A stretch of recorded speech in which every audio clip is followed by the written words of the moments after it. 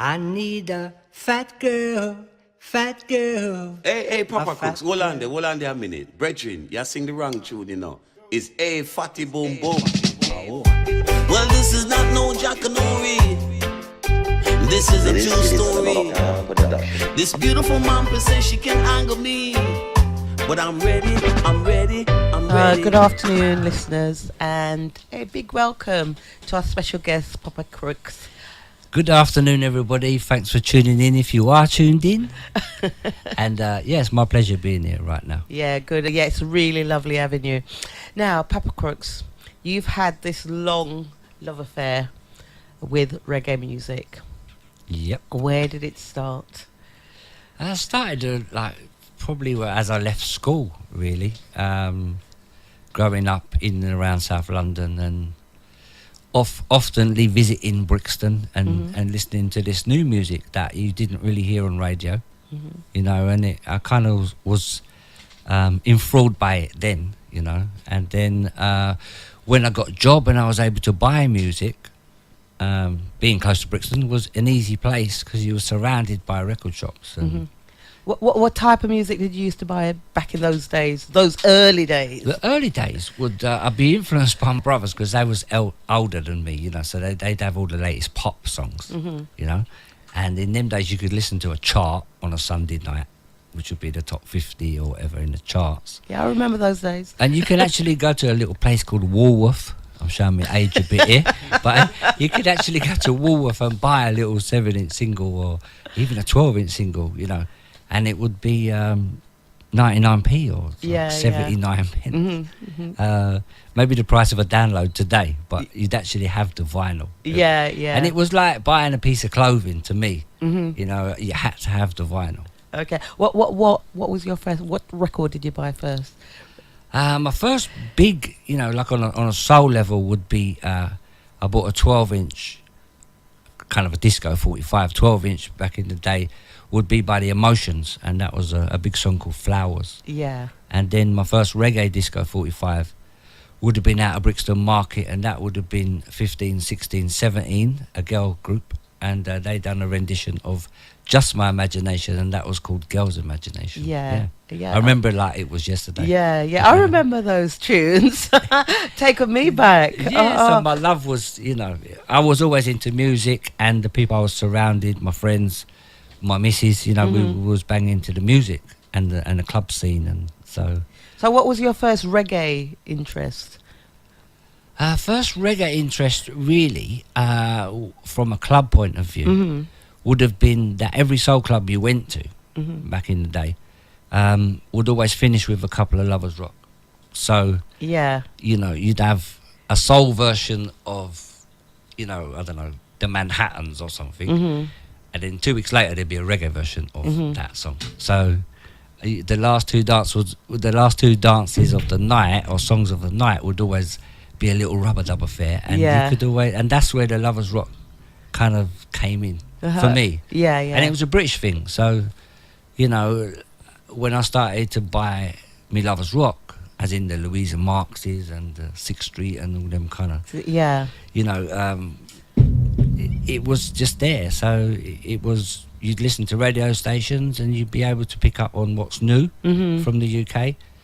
A little bit later on, you could pick up what was new from Jamaica. Yeah. And then you'd have your places where you could go and buy these particular 7-inch pre's or the vinyl that you wanted. Yeah, but how did you come across reggae music, though? Because, you know, sort of, especially, you know, sort of, it wasn't in the charts.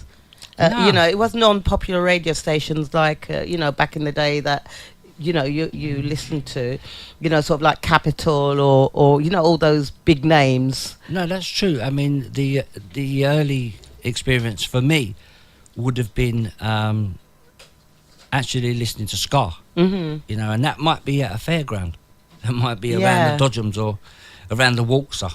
You know, and you're standing there, you've only got like 5 pence. Yeah. But you're enjoying the music. And for some reason, a fairground always used to play ska. Right, okay. When I was a kid. Yeah. Desmond Decker, you know, and you did the Israelites and you did Double Barrel, Dave and Ansel Collins, and it was a different kind of music from what you was listening to on the radio. You know, which would be were predominantly pop. You know, Yeah, you had yeah, David yeah. Bowie's, and you had your Mark Bolan's, and you had all these kind of new guys on the scene, but Yeah. it was called pop. Yeah, yeah. So I weren't really into that, but I was more into my listening to older, R&B and stuff. Yeah. You know, like Percy Sledge and yeah. originators of that kind of music, and then crossing over to reggae. So from the ska, it was easy to adapt and know that, oh, this sounds similar. Lovers Rock sounds similar. You know, on the same reggae vibe. Yeah. And then it was just a natural progression into finding out a bit more about the artists for yeah. me. Yeah. You know? Yeah. Yeah. But I can remember, because I think we're roughly around the same age. I guess so. You know, so our experience are probably similar but different. You know, sort of. You know, I was out on the reggae scene. You know, sort of the sounds and stuff when I was a teenager. Yeah. You know, and Top of the Pops and you know, sort of shows like that did not feature reggae music, and even then, very few. Yeah, like you Alfie know, and Donna. yeah, yeah, I remember Alfie and Donna. yeah, yeah. See me in my pants and thing. Yeah, exactly. So you Yeah, know, you'd have a rare one. You'd never have a Jamaican artist. no, or no, a yeah, American yeah, artist singing reggae. yeah. So that's what fascinates me. So you occasionally have, you know, sort of some of the soul artists coming over from the US, you know, who'd appear on sort of Top of the Pops, like, you know, your Donna Summers and your Diana Ross and people like that, you know, and sort of black people like me will get quite excited, you know, you got a black artist on Top of the Pops. Do you know what I mean? That's true. Yeah, That's yeah. very true, really. But this is what fascinates me about you, but very, very few reggae music around, if you like, in the popular media. Yeah, no, there wasn't at that any. time, yeah. There might have been the odd one in the charts, you know, but that would have been more ska orientated. I would. Yeah, think. yeah. But you know, going back to as I got a little bit older, you know, I grew up around all of my friends at school. You know, I went to Kingsdale School, which was quite a massive school. It had like about 1,800 pupils. Yeah.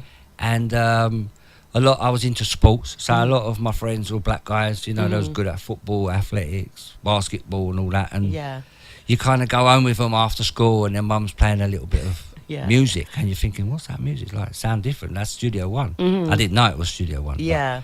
And I'd be listening to this great music, you know, and then I'd go home to my house, and my mum would be playing country, and, and you know, and my dad would have his own taste of music, which was too old school for me. It wasn't what I liked. But being the youngest and of 7, it was and it was easy for me to adapt to what was going around me in the 70s. Yeah, yeah. You know, we're talking about the late 70s, so, and then into the early 80s, you had a little bit more money, and you decided to wear nice clothes and stuff, so you'd venture out to different clubs. Yeah. So you could go to a soul club, which was strictly a soul club, which would finish with a couple of Lovers Rock, or you could go to a reggae club. Yeah. Where you dress a little bit different. Yeah, you know, and as long as you could dance, and you understood what was going on in there, you was accepted. Yeah. So for me, it was easy. Yeah. Which reggae club did you used to go to? Well, I used to have one in Covent Garden. I don't know if you remember it. There was a big club in Covent Garden, and Ruddigan used to play there.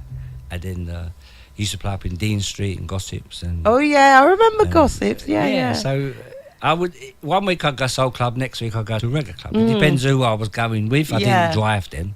I always had older friends, so I'd just get in the car, and as long as they told me where I was going, then my attire would be correct. You know, couldn't just bowl up in a pork pie hat. Sort of talking about attire. Where there's this pork pie hat? Did you used to wear that in the early days? I always had a little curly perm, right, when I was younger. Oh, did you? Got any pictures? I have on my Facebook page, actually. I'll have to go and take a look. My wife keeps crucifying me with them every now and then, but and I always liked hats. I had a fascination for hats. Might not have always been a pork pie, but a cap. I loved the cap. And so, I was the guy that wore the caps or the hats. Yeah. And then when you get older, your hat either suits you or it don't suit you. But my little journey, I kind of involved the pork pie hat. Yeah. And so it's come a bit of a trademark. Yeah, so when did that start, that trademark? I must admit, it does suit you actually. Yeah, I think I look, because you know everybody think them ugly, really, you know, and I ain't no different. But I just feel better in a hat. Yeah, You know, yeah, but they do suit you. Thank you. Yeah. So when did that love of the because that is your trademark now? When did that start? It started on before I started doing my thing. You know, I used to. If I went to Camden Market and there was a hat stall there, I'd pick one up, you know, and I'd try it on. I didn't really know what style I liked. I just liked hats. And then one day I went into this shop. I forget where it was, and it was a hat shop, and it was just like a factory of hats. So, and then the guy explained to me, "Oh no, this is a trilby. This is a pork pie.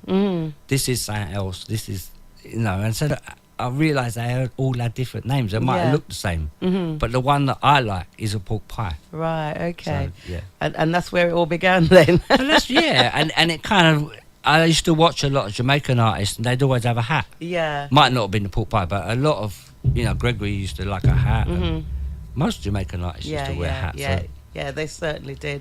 So anyway, so you sort of moved on, you know, sort of from the music, you know, sort of loving music to actually sort of singing. When did that start? Well, I tried a little thing about 20 years ago with a really close friend of mine, and we was called Reminisce. And we used to do a couple of pubs and, you know, maybe a holiday camp. We actually sang at the Fridge.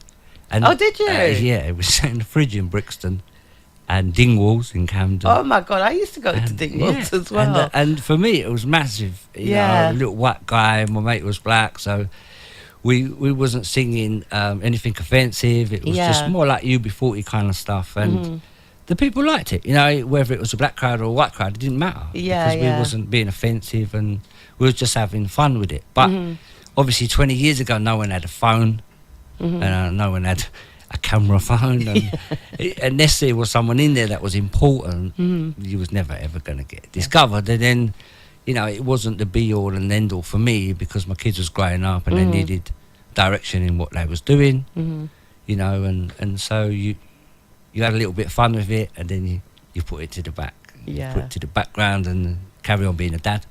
Yeah. And then my thing actually started just by chance, like about 3 years ago. And it was just having a bit of fun, really. Yeah. And just, I've got a good knowledge of reggae music because I've studied it. And listening to Radigan growing up as a kid, you know, Tony Williams on a Sunday. Buying the actual records and playing them over and over. What do you mean you studied it? It was just like a hobby for me to buy records. Yeah, okay. You know, like it was for most kids back in the day. But as I was getting older, it was, you know, you haven't got enough money. So it was a treat to buy yourself an album. And in them days, it was a vinyl album. It wasn't a CD. So it was a treat. It was like $5. Yeah. Which could have bought a bit of shopping. So you had to sneak it in. But my wife loved reggae and soul as much as me. Yeah. She liked music as much as me. And in fact, that's how we met. Because of music. Right, Because of a youth club. And because in them days, you could go and have fun in a youth club. And your mum and dad knew you were safe. Yeah, I remember those days. I remember those days. And I can remember the first album I ever bought. Can you? Album, my wife was more into the albums, but I do remember one album that she surprised me with, and she bought me this album. Well, she bought it for herself, but but you could share it. She showed me this album, and it was a guy, and he was half naked, and on the front of the album, it was just this guy playing a guitar with long hair, and it was Prince, and she said, "Listen to these two songs on this album." And one of them was called Sexy Dancer, and the other one was called Just As Long As We're Together. Probably about 1979. Yeah. So, you know, my Teresa had a good judge of what was good and what was rubbish. Yeah, so that's how we kind of went along the same levels, you know. And so I'd buy an album, she'd buy an album, and and our collection would grow. Okay, then. So let's move on. Then you started doing covers. Because it wasn't. It was just a bit of fun. The true story is, and I've said this many a time, one of my sons come home from football. We were playing reggae in the house, which I normally do, and he said, Dad, sing, and he started filming me on his phone. Mm-hmm. And I picked up the wife's airbrush, and I was just making out I was live on stage, you know, as you do. And I didn't think I'd ever do that. And I just sang a little 15-second clip. He sent it to somebody he knew.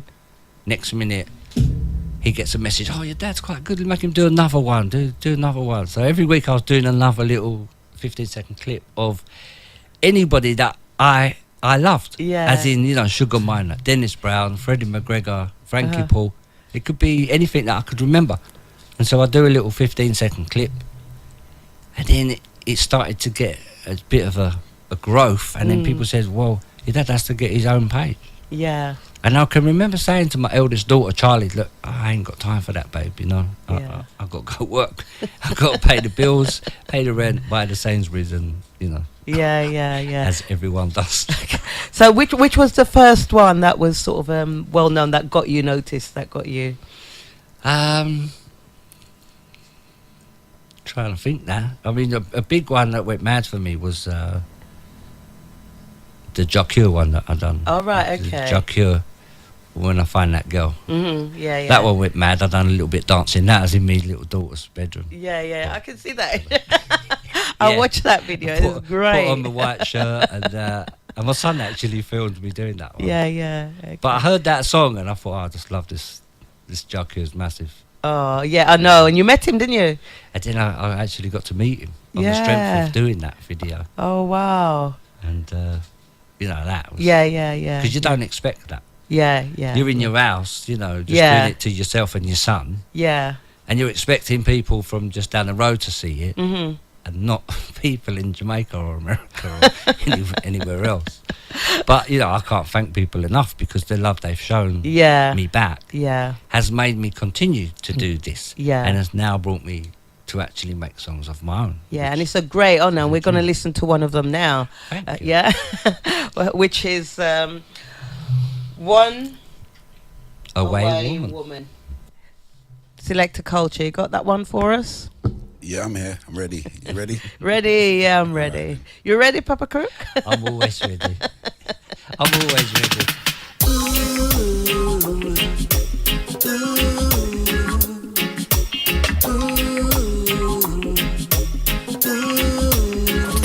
She is my one-away woman, my one-away girl, my one-away woman, sweetest girl in the world. My one-away woman, my one-away girl, my one-away woman, sweetest girl in the world. There is a girl, she lives around the track. She wants my love, she wants it non-stop. Every night she says I'm the cream of the crop. Enough use I rush her, but then have to turn back, cause she's my one-away woman, my one-away girl, my one-away woman, sweetest girl in the world, my one-away woman, my one-away girl, my one-away woman, sweetest girl in the world. We meet in the park just after dark. We sit down on a bench, reason and a talk. We talk about this and we talk about that. When we talk about love, she don't wanna stop, cause she's my one-away woman, my one-away girl, my one-away woman, sweetest girl in the world, my one-away woman, my one-away girl, my one-away woman, sweetest girl in the world. One-away girl, one-away woman, one-away girl. Never before has a girl like her come into my life, the sweetest girl any man could ever find. She's a joy to behold, like a story that's never been told.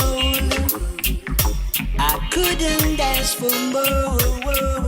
She's my one-away woman, my one-away girl, my one-away woman, sweetest girl in the world, my one-away woman, one-away, my one-away girl, one-away, my one-away woman, one-away, sweetest girl in the world. She is my one-away woman, one-away, my one-away girl, sweetest, my one-away woman, sweetest girl in the world, my sweetest, my one-away woman, my one-away girl, sweet, my one-away woman. So. Sweetest girl in the world. So that was Mr. Papa Crooks, who's with us in the studio. That one is called One Away Woman, yeah? Yeah, that's All what right. it's called. Tell us about that one. Yeah, that one, Christopher Ellis, son of Alton Ellis, took me to the Buzzrock camp in Brixton, where I got to meet Bucky Joe, and that's how that song came about. He said he played a rhythm and said, like, could you sing anything over this? And the only thing I could think of was the cockatoo version of One Away Woman. Yeah. So I changed it up a little bit, and that's what happened. That was a couple of years ago now. Yeah, but how did that happen, Christopher Ellis? You know, how did it come about? I mean, I think I've it's done quite- one of Chris's songs on my page. I Yeah. done English sugars, come and say, where are you? And I'd done that, and he reached back to me and Yeah. said, I can't believe you just done one of my songs. And then we became friends, you know. Yeah. And then I met him up in Birmingham, and he said, listen, I'm doing a tour. I'm doing a concert in the Jazz Cafe in August, and I'd like you to open up. And I thought he was just messing with me, you know. Yeah. But he was serious. Yeah. And then he come and got me and took me down to Bucky Joe, and then that's how that song came Yeah, about. it's quite amazing. Yeah. Yeah, amazing. I'd always amazing. wanted a song of my own, and you know, I was good at doing covers, so Yeah.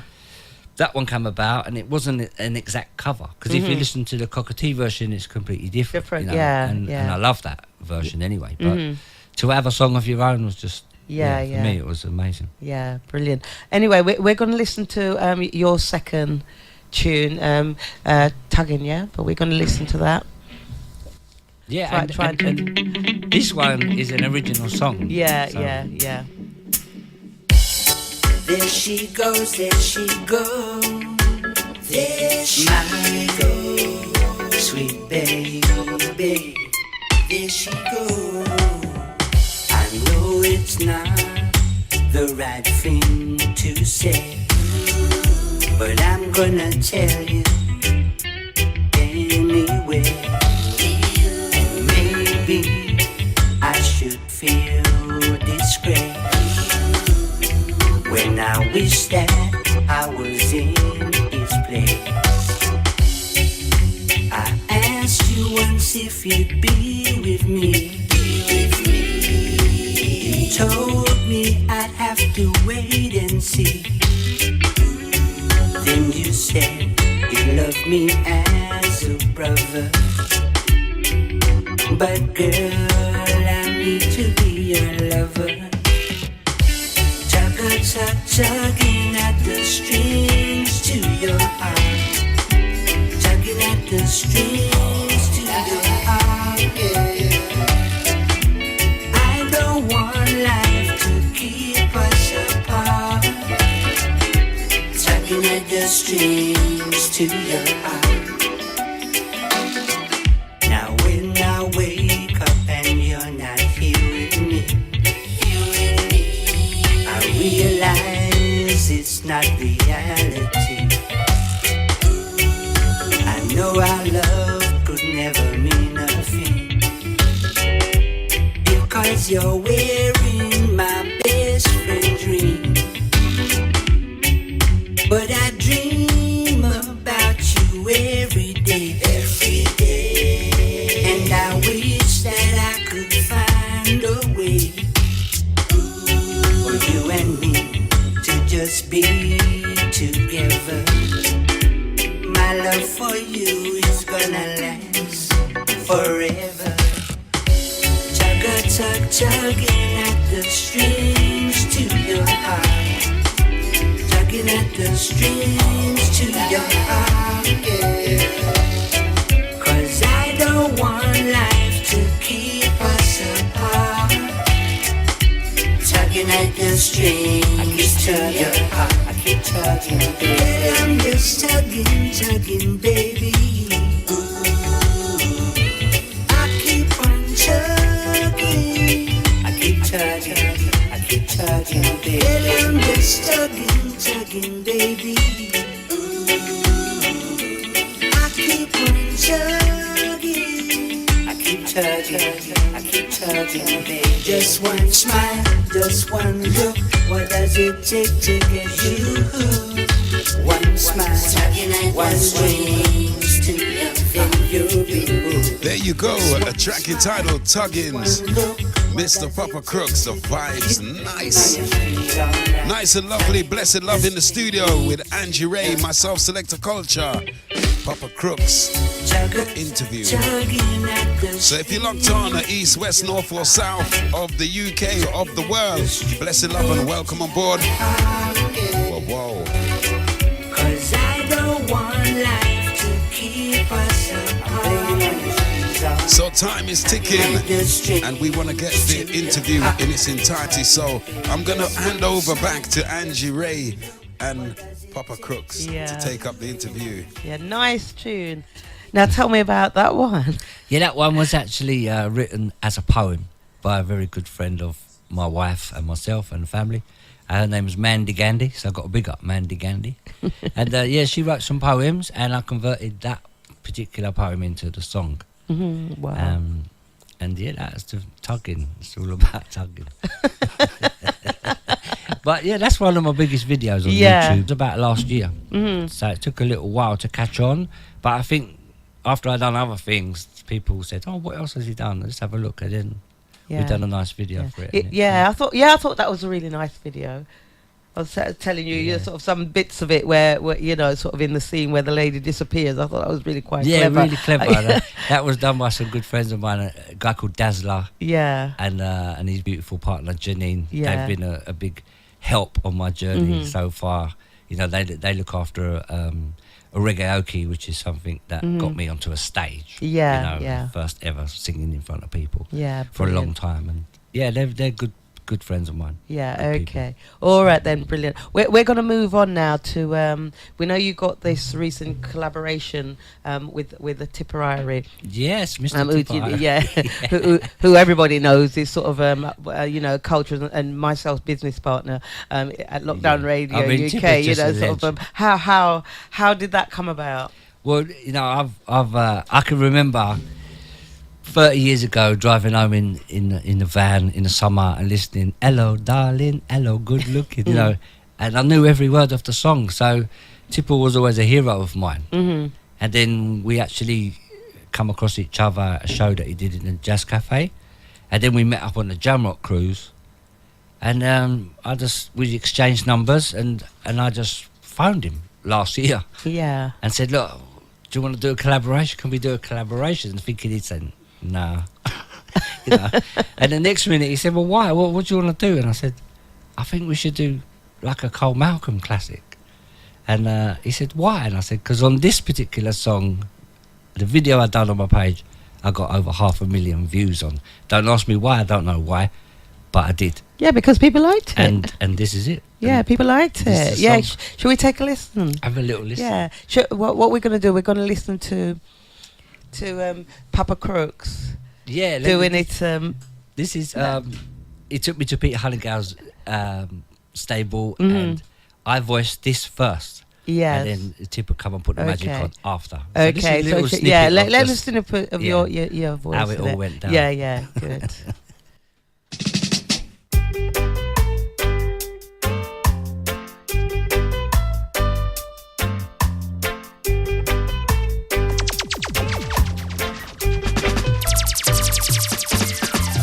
Hey, fatty boom boom, your sweet sugar dumpling.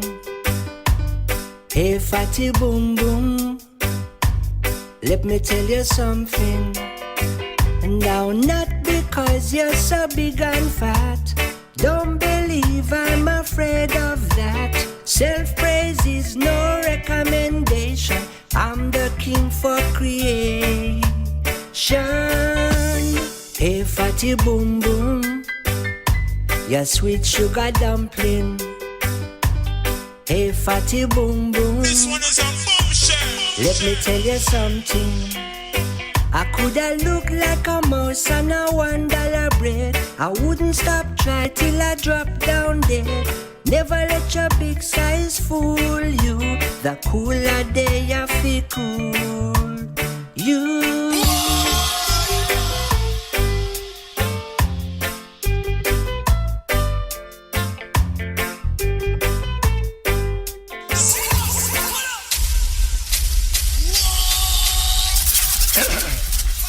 I need a fat girl, fat girl.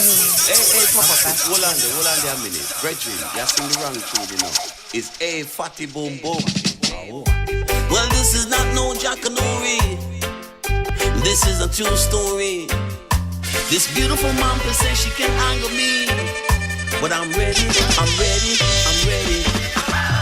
Hey, fatty boom boom, Bang diddling diddling dong. your sweet sugar dumpling. Bang diddling diddling dong. Hey, fatty boom boom, Bang diddling diddling dong. let me tell you something. Bang diddling ding ding dong. Now, not because you're so big and fat. I tell you, Don't believe I'm afraid of that. Baby girl. Self-praise is no recommendation. I'm the king for creation. Hey, fatty boom boom, bang diddling diddling dong. your sweet sugar dumpling. Bang ding ding dong. Hey, fatty boom boom, Bang diddling diddling dong. let me tell you something. Bang ding ding I dong. coulda look like a mouse on a $1 bread. I wouldn't stop try till I drop down dead. Baby girl. Never let your big size fool you. The cooler day you feel cool. You think you're better than me, but me better than you. You think you can handle me, but I can handle you. But love is not a mission or a competition, but a me come first and a you come second. I coulda look like a mouse on a $1 bread. I wouldn't stop try till I drop down dead. Never let your big size fool you. The cooler day you feel cool. You dance. Hey, fatty boom boom, Bang diddling diddling dong. your sweet sugar dumpling. Bang ding dong. Hey, fatty boom boom, Bang diddling diddling dong. let me tell you something. Bang ding. As they say, you know, time flies when you're having fun. So we want to get through the entire tracks that we have lined up for the interview. This is no recommendation. No, sir. I'm the king of creation. So we're going to get back into the interview. I was going to test my singing voice then. No. Hey, Angie, fatty don't, boom boom. Angie, don't do it. Don't, I have to lock off the microphone on you. Remix. Don't do it. Don't do it. I was waiting to sing that bit. Anyway, that is really good. We heard sort of you doing it by yourself, and then Tipper coming in, and great. Yeah. I still can't believe it. It's about a year ago now, Yeah. but meeting up with Tipper and Pete Einingale, Yeah. carrying me to the O2, performing in front of lots of people. Okay, can I talk about the O2? Yeah, Because yeah. I was there. Oh, right, yeah. You was telling me. Yeah. I was there, and I said to Tipper after the show, Papa Crook's got some swagger. Thank you, darling. I swear he swag around on that stage, and it was such a good performance. It was really, really good. And my friend and I think there was probably about 6 girls who were down there, for the show and stuff. And yeah, we really, really enjoyed it. And for me, it was a blur. I was so nervous and just totally unexpected. I was just standing on the sidelines going, oh, he's going to call me on in a minute. And then I just had to come on and style it out. Yeah, well, you did style it out. That's what I said. And it all went well. Yes, apparently. style and swagger. It did go well. It did go well. I think, sort of not sort of being sort of, if you like, sort of drugs, just a bit flat.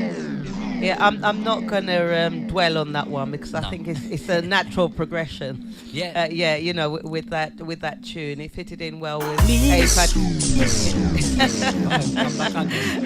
with a Fatty Boom Boom and stuff. So I'm not gonna go on. What I want to go on to do is to focus on the two tunes that you've you've written.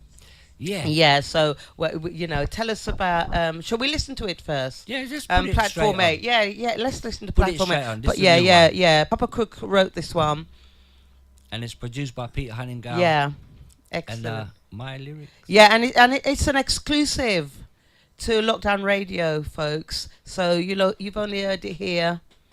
Yeah, I think Tipper might have blessed it once for me. But Oh, really? Okay, yeah. You're the But only other guys, you're the yeah. only other. So it's an exclusive. It's still locked down. Yeah, It's still locked down. Yeah, It's still still in locked. the camp. Lockdown. Okay, so let's listen to Platform 8.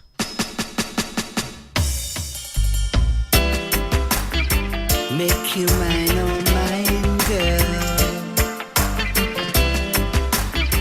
Taking the train line, girl.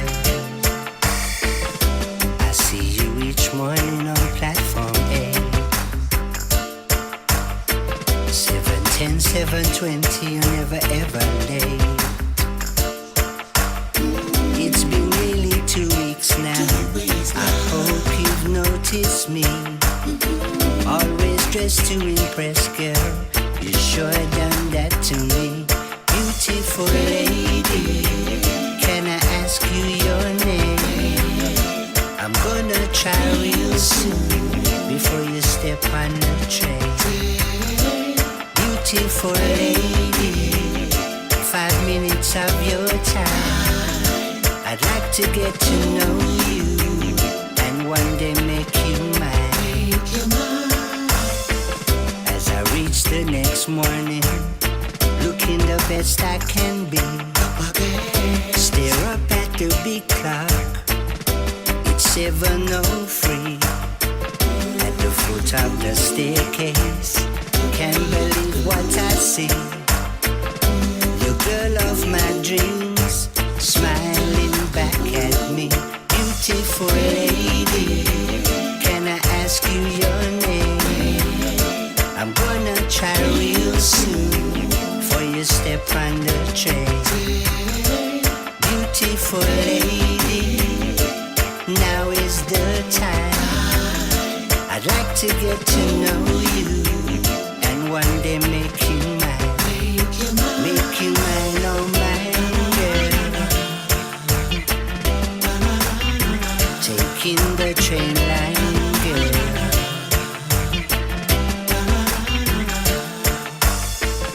As I start my own journey on the opposite train, still thinking about her over and over again.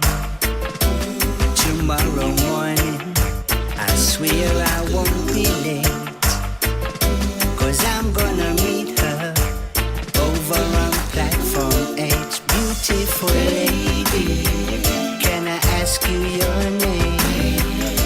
I'm gonna try real soon before you step on the train. Whoa. Beautiful So here we go. lady, It's been a really interesting journey talking to Mr. Papa Crooks about his musical journey one day make you and where he's at right now and where he's expected to be in the future. yeah,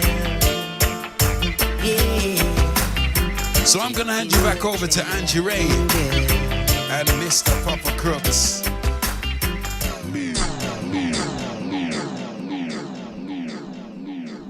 Oh, okay. Tell me about that. How did that come about? Well, Platform 8, true story, me and the missus took a train up to Birmingham, which is not something I normally travel on because I drive. Yeah. And I was just imagining what it would be like if I did have to go to work by train, that a lot of people do. And I would just imagine looking across the platform.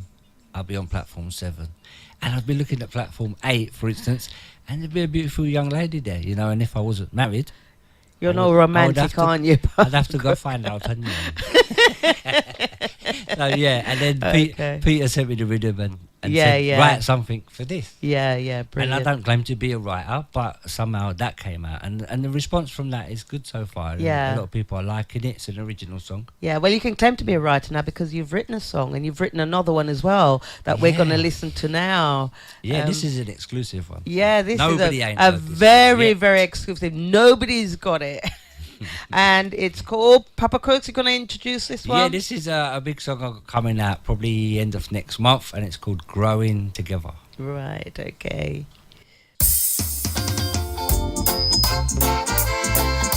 Ooh, la la la la la la.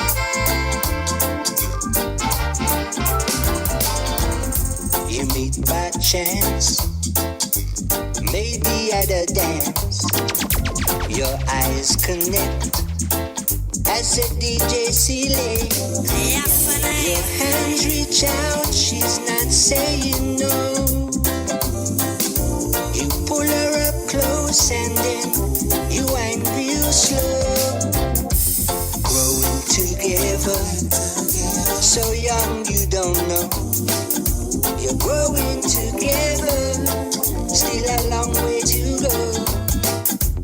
Growing together, so young you don't know. You're growing together, still a long way to go. A few years later, you set the big date. Both madly in love, you found your soulmate. As time goes by, one girl plus a boy, she still lights your fires, and your heart's full of joy. Growing together, so young you don't know. Growing together, still a long way to go. Growing together, so young you don't know. You're growing together, still a long way to go. Oh, oh, oh, oh, oh. La la la la la la.